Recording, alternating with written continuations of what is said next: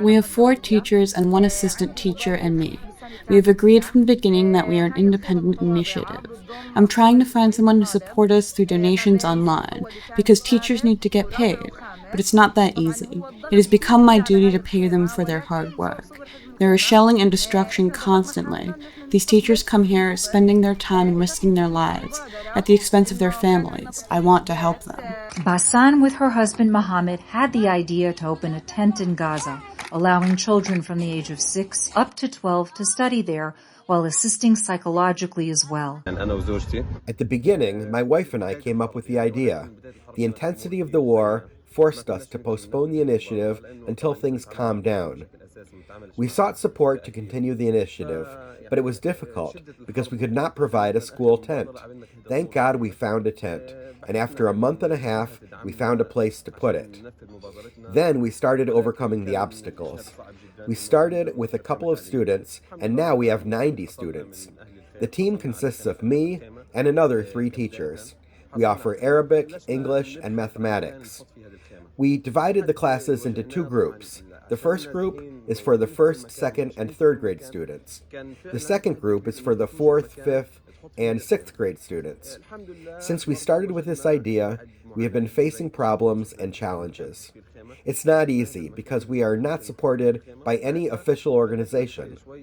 The main challenge we face now is winter season, and we are in a tent that is made of fabric.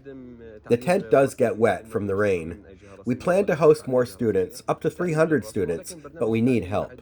According to the Palestinian ministry in Ramallah, more than 625,000 school-aged children missed the current school year, since they're busy helping fetch water and securing food aid.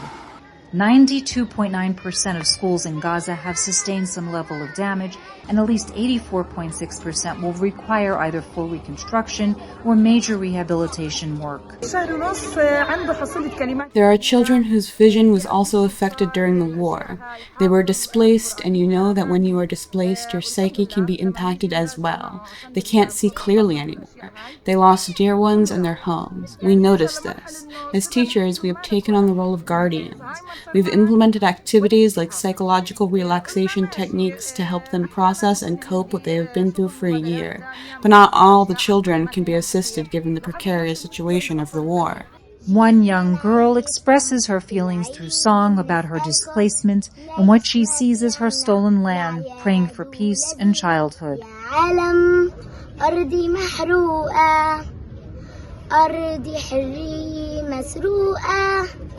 زمان عم تسأل عم تحلم الأيام وين الشمس الحلوة والرفوف الحمام يا عالم أرضي محروقة أرضي حرية مسروقة. We are like everyone else. We want to learn. Of course, we are working hard to get by. Most of the schools have been destroyed and there is a lack of education. We can't learn properly. If we learn through electronic devices and there's no internet, we can't learn. I'm in 9th grade and it's hard. I used to have big dreams, but the war affected them all. According to data provided by the United Nations Office for the Coordination of Humanitarian Affairs, on September 3, 2024, all 12 of Gaza's universities have been bombed, leaving 88,000 students unable to continue their studies, and those who have been trying remotely faced internet and security issues. We're under a lot of pressure. The security situation is very bad. The tools we have are simple tools, especially in Gaza. In the Gaza Strip, there are 5 branches and offices that represent the leadership of the students. There is a branch in the north of the Gaza Strip in Beit Lahia. There's a branch in Gaza City in the neighborhood of Al-Nasser. There's a branch in the middle in Al-Zawaida. There's a branch in Khan Yunis. There's a branch in Rafah. All the branches have been severely damaged. Al-Quds University is a public institution, which, despite struggling amid the war, kept providing electronic tools and assistance to its students. Of course, not all the Strip is equipped with an internet connection, and this affected over time students attending classes and the work of teachers as well. Our education is self-sustaining. We don't get any help or support from any external source.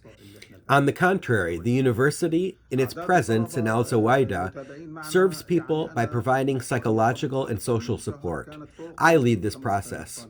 We try to run the university's generators so that the region can benefit from the water. We also distribute academic books without costs or fees for the students. We try to fight because an illiterate generation is not what we want. First, it is difficult to find an internet spot. You walk for a long distance, about 3 kilometers, to find an internet spot, but you may bathe. You study, you follow the lecture, and in the middle of the lecture, you can't have connection anymore. You go back to the professor and ask him if there's a spot so you could follow. Another problem is that sometimes there is no internet at all.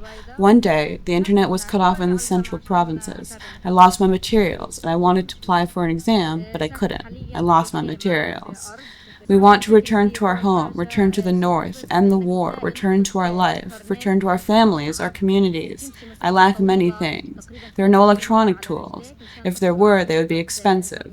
Second, you need to charge your laptop, and to do so, you need to go to remote places. The loop goes on from morning until the end of the day, and most of the time you can find yourself with nothing to do all day. It is mentally draining, and many may quit studying, given the circumstances. The Media Line reports from Gaza.